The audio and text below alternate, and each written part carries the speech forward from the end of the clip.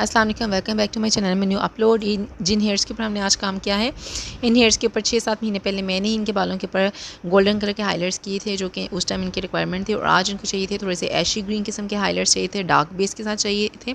इससे पहले इन्होंने बहुत अरसा पहले, आई थिंक 8 और 9 महीने पहले इन्होंने बालों की रिबॉन्डिंग भी करवाई थी। और उसके बाद इन्होंने मुझसे जो है गोल्डन कलर में हाइलाइट्स करवाए थे। और 6-7 महीने के बाद इन्होंने आज दोबारा से ऐश ग्रीन कलर में हाइलाइट्स करवाए हैं डार्क बेस के साथ, और साथ में इन्होंने करवाई है बालों में रिबॉन्डिंग।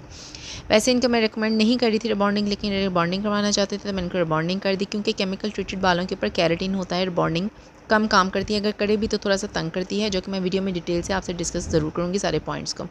तो जनाब ये इनके बालों का बिफोर है। आप देखें रूट से काफ़ी ज़्यादा हाइलाइट्स जो हैं पहले वाले हट चुके हैं, कलर काफ़ी ज़्यादा डल हो चुका है। 6-7 महीने के अंदर कोई ग्लॉसिंग वगैरह नहीं है हाइलाइट्स की, और तो इन्हें चाहिए था कुछ चेंज। तो चलिए जनाब चलते हैं वीडियो की तरफ।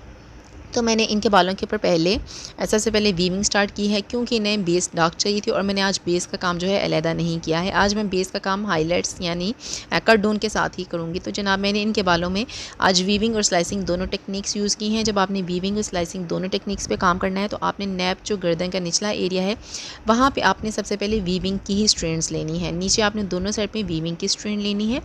उसके बाद आपने एक स्लाइस लेनी है, यानी कि आपने एक आधे इंच का आपने स्लाइस लेना है। उसके अंदर से भी आपने एक बहुत बारीक थिन सा जो है स्ट्रेट आपने स्लाइस लेके उसके ऊपर आपने कट डोन का मटेरियल लगा देना है। फिर उसके बाद आपने एक आधे इंच का स्लाइस लेना है, उसमें से आपने बहुत थिन सी लेयर निकाल के उसके ऊपर आपने वीविंग करके भी इसको, यानी कि 1 बाय 1 आपने करना है। लेकिन आपका सबसे नीचे वाला जो स्लाइस है वो आपका वीविंग वाला होना चाहिए। उसके बाद आपका स्लाइस होना चाहिए, उसके बाद फिर वीविंग, फिर स्लाइस, फिर वीविंग। आपने इस टेक्निक के साथ काम करना है। इसमें क्या होता है कि आपके बालों के अंदर जो चंक्स हैं वो भी ऐड हो जाते हैं, और बालों के अंदर जो हाइलाइट्स हैं वो एक्स्ट्रा यानी कि ज़्यादा ऐड हो जाते हैं स्लाइस टेक्निक के साथ। और ये काम हमेशा आप तब करें जब आपका क्लाइंट जो है बिल्कुल चेंज लुक चाह रहा हो और हाइलाइट्स जो है वो ज़्यादा चाह रहा हो।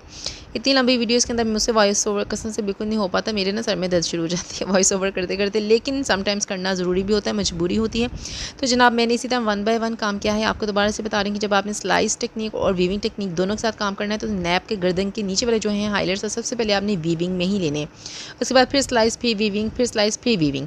लेकिन जब आप कान से ऊपर वाले हिस्से पे पहुँचेंगे तो मैं आपको बताऊँगी कि वहाँ पर आपने क्या करना है। कान तक के हिस्से के साथ आपने इसी तरह 1 बाय 1 करके आपने काम करना है।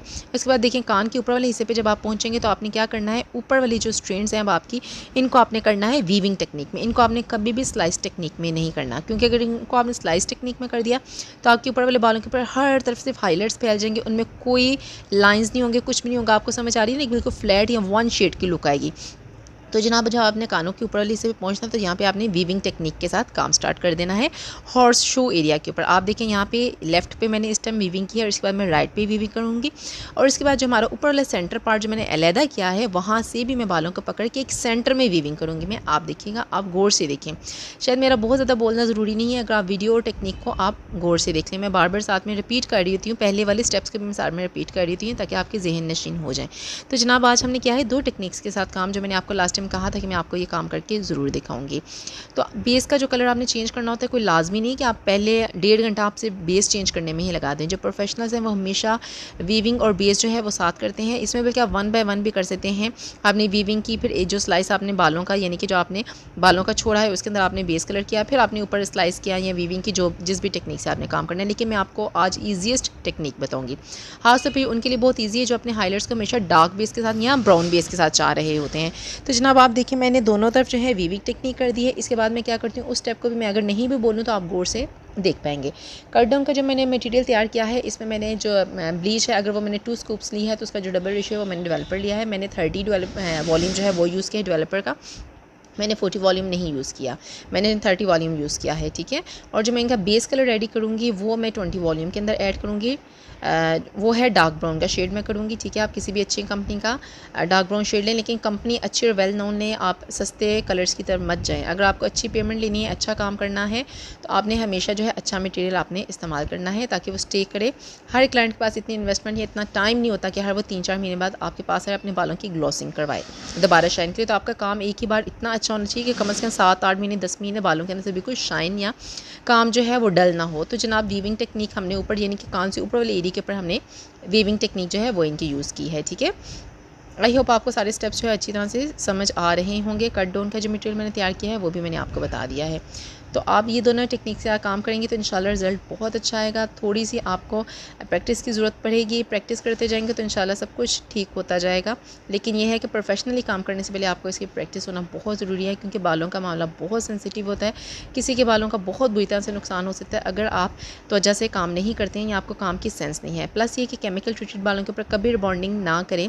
अगर कोई ज़बरदस्ती कराना चाह रहा है तो उसकी मैं टेक्निक आपके साथ इसी वीडियो के अंदर डिस्कस करूँगी। वीडियो का आप बिल्कुल स्किप नहीं कीजिएगा। ये ऐसी टेक्निक है जिसके बारे में कभी किसी भी वीडियो में किसी भी यूट्यूबर ने कभी डिस्कस ही नहीं किया, किसी प्रोफेशनल ने।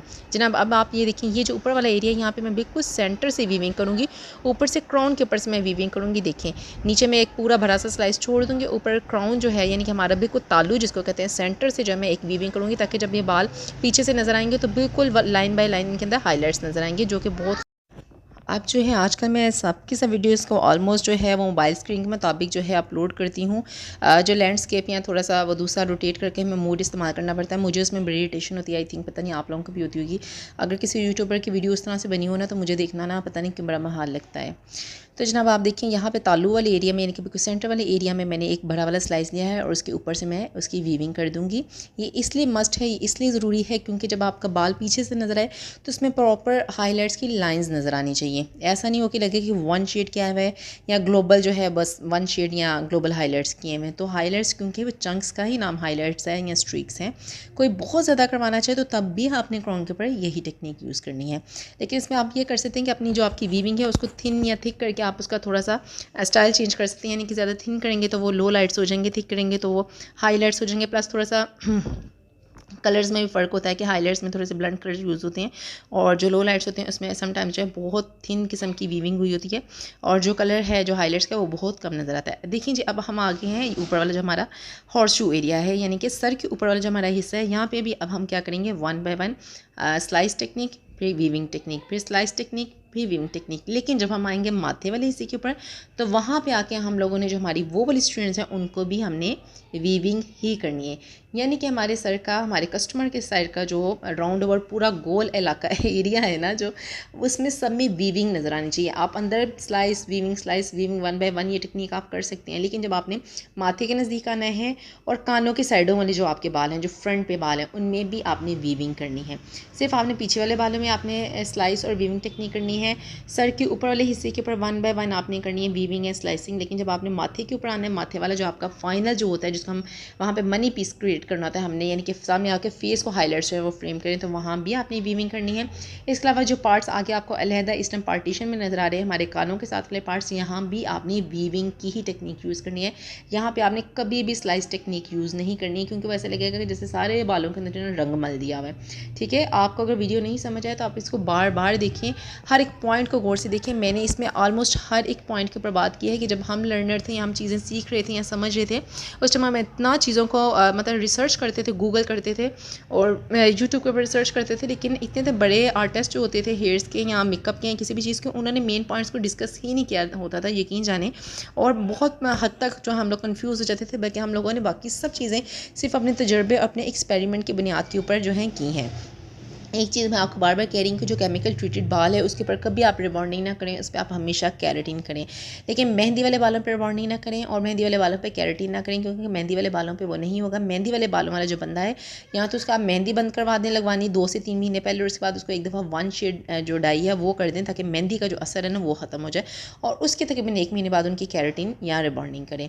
इसके अलावा जो केमिकल ट्रीटेड ब्लीच वगैरह वाले बाल होते हैं, कट डाउन वाले बाल होते हैं, या ऐसे बाल जिन पर हाईलाइट्स होते हैं, इनके ऊपर रिबॉन्डिंग नहीं की जाती है। बहुत रिस्की होती है, बहुत प्रोफेशनल बंदा उसको हैंडल कर सकते हैं। जैसे कि मेरी एक क्लाइंट है, ये भी पर्सनली कैरेटिन कराना चाह रही थी, लेकिन थोड़ी सी हस्बैंड की तरफ से डिमांड थी कि ये रिबॉन्डिंग करवाए। तो हमने फिर क्या किया, हमने ज़्यादा बात नहीं की इस मामले के ऊपर। हमने कहा कि इंशाल्लाह हम हैंडल कर लेंगे। अब हम क्या कर रहे हैं, सारी वीविंग करने के बाद हम इनका बेस कलर कर रहे हैं, यानी कि जो जो हमने बाल छोड़े हुए ना, क्योंकि ये सारे आप देख रहे हैं कि पहले से गोल्डन कलर में, तो अगर हम इन पर नहीं करेंगे तो ये तो आप खुद सोच सकते हैं ना कि प्रीवियस वर्क और नया काम मिक्स हो जाए तो कैसा लगेगा, वो बहुत बुरा लगेगा। तो आपकी ये जो बेस है ना, इसको वन शेड में करना बहुत ज़रूरी है। आप चाहें तो बेस का काम हाइलाइट्स करने से पहले भी आप कर सकते हैं, क्योंकि हमें हाइलाइट्स जो हैं वो करने हैं ऐश ग्रीन कलर में। तो हमें जो कट डाउन का है लेवल जो है वो 10 लेवल चाहिए, क्योंकि अगर 10 लेवल से कम के हाइलाइट्स कट डाउन होगा तो उसमें फिर वो वाले हाइलाइट्स नहीं हो पाएंगे, उसमें ऐश ग्रीन हाइलाइट्स नहीं हो पाएंगे।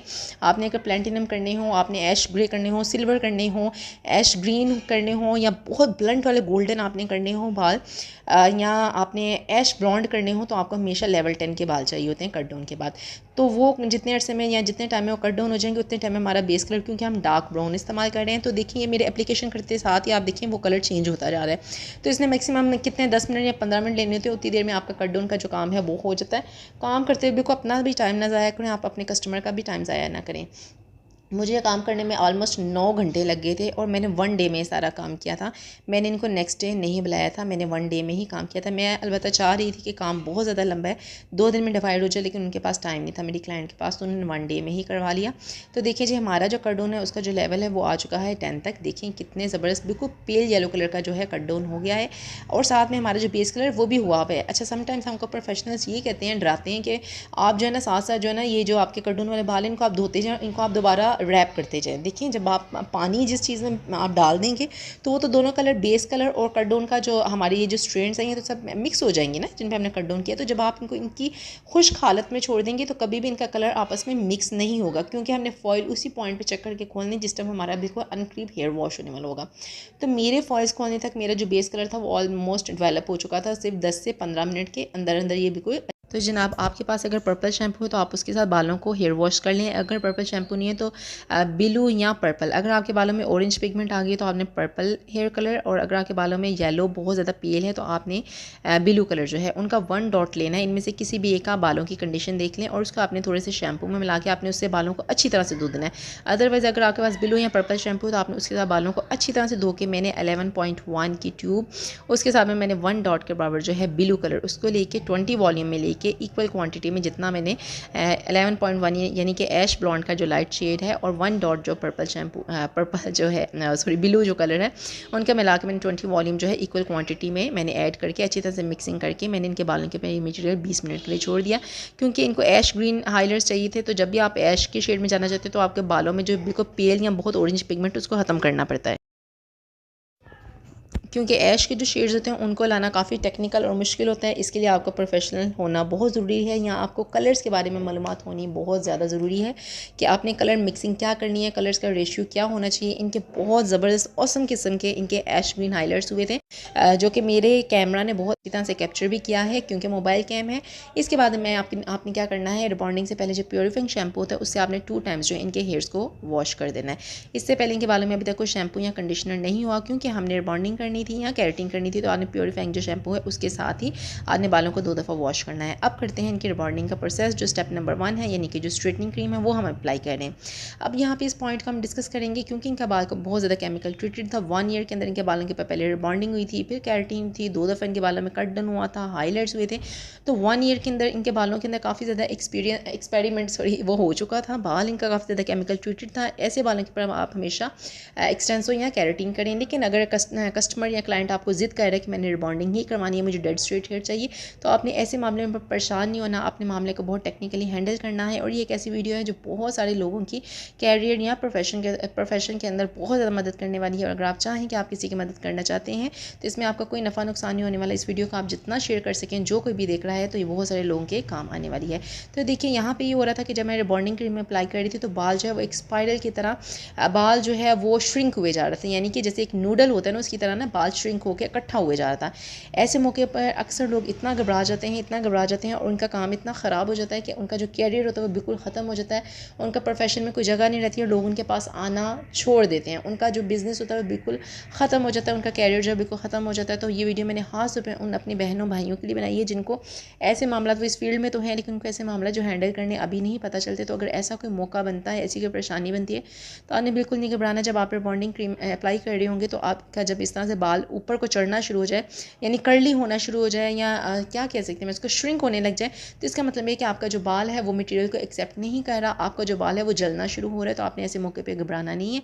आपने क्या करना है, आपने फ़ौरन रिबॉन्डिंग का जो मटेरियल उसके अंदर आपने क्या करना है, थोड़ा सा हेयर मास्क जो होता है ना, जो कैरेटिन के लिए यूज़ होता है, आपने थोड़ा सा आपने ऐड करके आपने अच्छी तरह से बालों में एमल्सिफिकेशन करनी है और आपने बालों को अच्छी तरह से हाथों से दबा दबा के आपने उनको एक जगह पे सेट करके छोड़ देना है। लेकिन आपने घबराना नहीं है, क्योंकि अगर आप घबरा गए तो आपका जो काम है वो आपके हाथों से निकल जाएगा, हाथ पैर फूल जाएंगे, हाथों से काम निकल जाएगा, लोग आपको आपके एरिया के अंदर लोग कहने लग जाएंगे कि उसके पास नहीं जाना, उसने तो मेरा ये नुकसान कर दिया। और यकीन जानिए हाइलाइट्स का काम, कट डाउन का काम, कैरेटिन का काम, रिबॉन्डिंग का काम, ये एक ऐसा काम होता है जिसमें वाकई किसी के जो बालों का बहुत बड़ा नुकसान होने का डर होता है।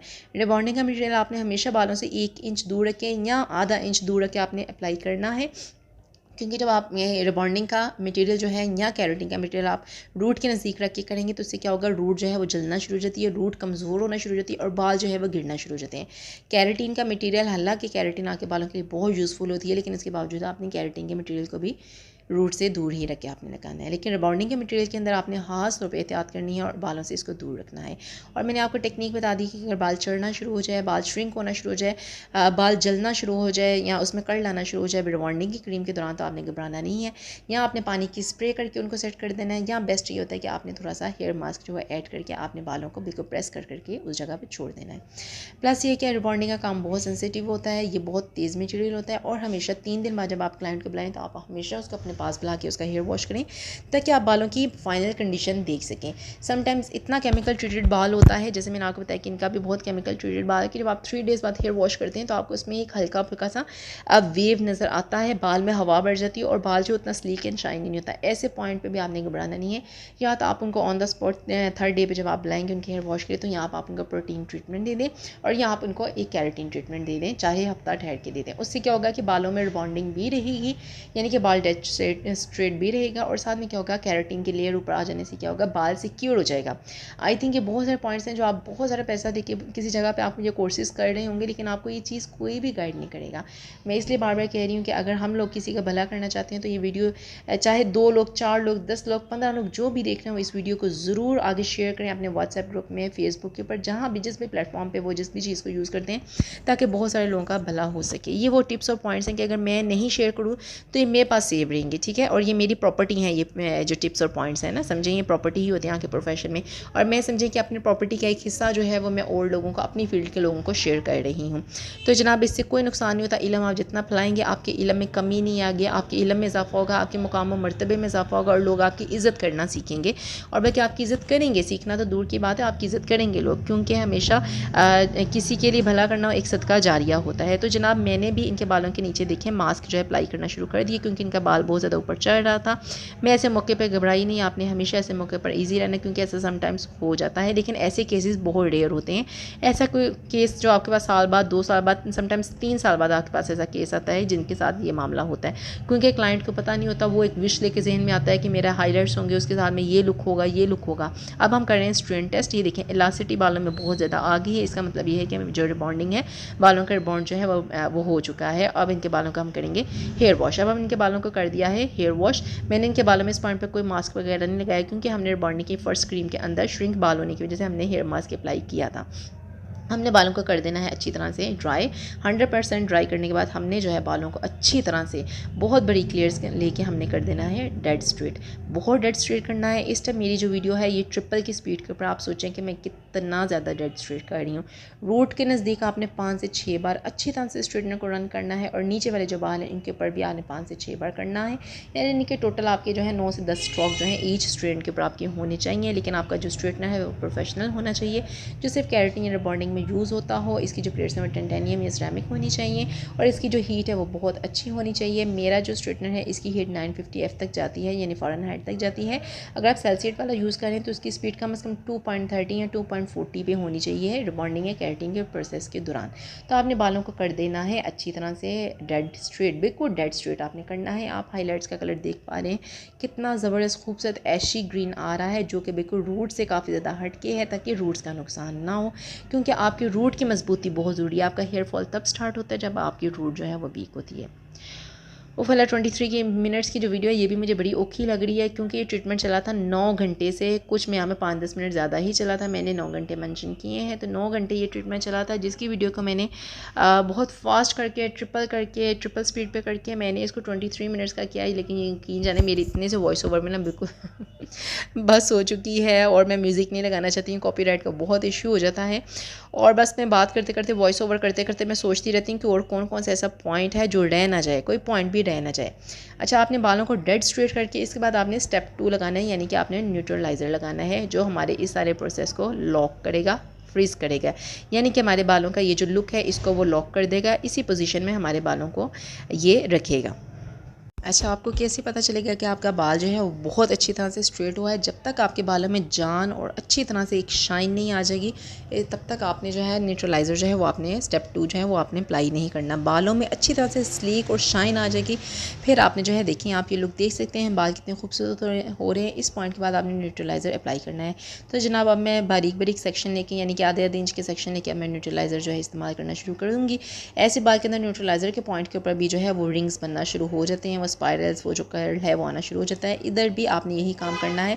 या तो आपने न्यूट्रलाइज़र के मटेरियल के अंदर आपने थोड़ा सा हेयर मास्क ऐड कर लेना है, या आपने न्यूट्रलाइज़र के मटेरियल के अंदर थोड़ा सा जो है, यानी कि अगर आपने 1 कप लिया है, यानी एक मिसाल मैं आपको दे रही हूँ कि अगर आपने 1 कप लिया है न्यूट्रलाइज़र, तो आपने उसके अंदर उसी कप का जो 4th पार्ट है आपने वाटर ऐड कर लेना है, या 4th पार्ट जो है आपने हेयर मास्क ऐड कर लेना है। और उसके साथ आपने न्यूट्रलाइज़र के साथ अपने क्लाइंट को करना है, सर को एक जगह पे रखेंगे और अपने अपने हाथों की मदद से इसको अच्छी तरह से एमल्सिफाई करके, प्रेस कर करके आपने इसको एक जगह पे रखते जाना है। इसको आपने जितनी देर रिबॉन्डिंग का मटेरियल रखा है, समटाइम्स रिबॉन्डिंग जो है कुछ बालों की 20 मिनट में भी हो जाती है, उससे ज़्यादा जो हार्ड या कर्ली हेयर्स होते हैं उनकी 30 मिनट में भी हो जाती है, और जो बहुत ज़्यादा कर्ली हेयर्स होते हैं उनकी 40 से 45 मिनट में हो जाती है। तो अगर आपने 20 मिनट रिबॉन्डिंग क्रीम रखी है तो आपने न्यूट्रलाइज़र को 10 मिनट रखना है, 30 मिनट रखी है तो आपने न्यूट्रलाइज़र को उसका आधा टाइम रखना है, यानी कि 15 मिनट रखना है। अगर आपने 40 मिनट रखी है तो आपने 20 मिनट न्यूट्रलाइज़र को रखना है। ये चीज़ें, ये पॉइंट्स जो हैं आपने अपने जहन में ज़रूर रखने हैं। न्यूट्रलाइज़र को आपने हाफ टाइम अपने बालों में रखने के बाद आपने क्या करना है, बालों को बाद में हेयर मास्क या कंडीशनर के साथ आपने बालों को अच्छी तरह से वॉश कर देना है। वॉश करने के बाद आपने क्या करना है, इन द एंड आपने बालों को हेयर ड्रायर के साथ बालों को ड्राई करना है, और उसके बाद आपने बिल्कुल रैंडम सा एक नॉर्मल स्ट्रेट करके, यानी कि डेड स्ट्रेट वाला जो आपका काम पहले होता है उतना डेड स्ट्रेट करने की आपको ज़रूरत नहीं होती है, क्योंकि ऑलरेडी बाल काफ़ी ज़्यादा स्ट्रेट हो चुका होता है। तो आपने उस पॉइंट के ऊपर क्या करना है, आपने बालों को स्ट्रेट करके उनको क्लाइंट को 3 दिन के लिए घर भिजवा देना है। 3 दिन आपने घर भिजवा देना है। तीसरे दिन जब वो आएंगे तो आपने उनका प्रोफेशनल हेयर वॉश करना है, और उसके बारे में मैं आपको वीडियो के अंदर पहले बता चुकी हूँ कि आपने क्या करना है। बालों की कंडीशन को आपने अपनी आंखों से देखना है कि कैसी कंडीशन है। अल्लाह ना कर खुदा न सकर अंदर कोई वेव स्पाइरल आने की वजह से या केमिकल ट्रीटेड बाल होने की वजह से कुछ आ रहा है, तो आपने क्या करना है, या प्रोटीन ट्रीटमेंट इंस्टेंटली कर देना है, या आपने उनका कैरेटीन कर देना है। चाहे आप उनको हफ्ते बाद का टाइम देके आप कैरेटीन करें, उससे क्या होगा कि डेड स्ट्रेट भी बाल रहेगा, ऊपर कैरेटीन की कोटिंग होने से आपका बाल जो है वो सेफ़ हो जाएगा। अल्हम्दुलिल्लाह मेरी क्लाइंट अपने रिजल्ट से बहुत ज़्यादा हैप्पी थी। इनके बाल बहुत खूबसूरत किस्म के ऐश ग्रीन हो चुके थे, बालों की लुक जो है बिल्कुल ऑसम और बिल्कुल चेंज हो चुकी थी, और मेरा क्लाइंट बहुत हैप्पी गया था अपने घर में। और ऐसा ही होता है कि जब आपका क्लाइंट जाते हुए मुस्कुराता है, आपसे बड़ी मोहब्बत से मिलता है, तो इसका मतलब ये है कि आप अपने काम में कामयाब हो गए हैं। देखिए जी, मैंने न्यूट्रलाइज़र को इस तरह से लगा दिया है, और इसके बाद मैंने बालों को वॉश करा के, बालों को ड्राई करके मैंने बिल्कुल रैंडम से एक नॉर्मल से स्ट्रेटनर बाल कर दिए थे, स्ट्रेटनर से बाल स्ट्रेट कर दिए थे, और मैंने इनके घर भिजवा दिया। 3 दिन बाद इंशाल्लाह इनका हेयर वॉश होगा, और इंशाल्लाह यही रिजल्ट होगा। पॉसिबल हुआ तो मैं शॉर्ट्स में ज़रूर शेयर कर दूँगी। अदरवाइज़ आप देख सकते हैं ऐश ग्रीन कलर के हाइलाइट्स हैं, जिनकी बेस भी मैंने साथ में चेंज की थी, और उनके ऊपर मैंने की हेयर बॉन्डिंग। और मेरी आप हैप्पी क्लाइंट को देख सकती हैं जो बड़ी खुशी से अपने बालों को जो लहरा रही हैं और अपने बालों के ऊपर एंजॉय कर रही हैं। मैं काम में बहुत ज़्यादा थक गई थी, लेकिन मैंने काम को बहुत ज़्यादा एंजॉय किया, और इससे ज़्यादा एंजॉय मैंने ये किया कि मैंने जो टिप्स आपके साथ शेयर की और वीडियो आपके साथ शेयर की, आई होप आपको वीडियो बहुत ज़्यादा पसंद आई होगी, और कोई पॉइंट जो है ऐसा नहीं होगा जो छूट गया होगा, या आप यूट्यूब पर या गूगल करते रहेंगे तो आपको नहीं मिला होगा। अगली वीडियो में अगर कोई फरमाइश हो तो ज़रूर आप कहिएगा। इंस्टाग्राम के ऊपर आप मुझे DM कर सकते हैं, लाइला शेख के नाम से ही है, sh.sheikh_laila। मेरी तो एक दुआ में याद रखिएगा। अल्लाह हाफिज़।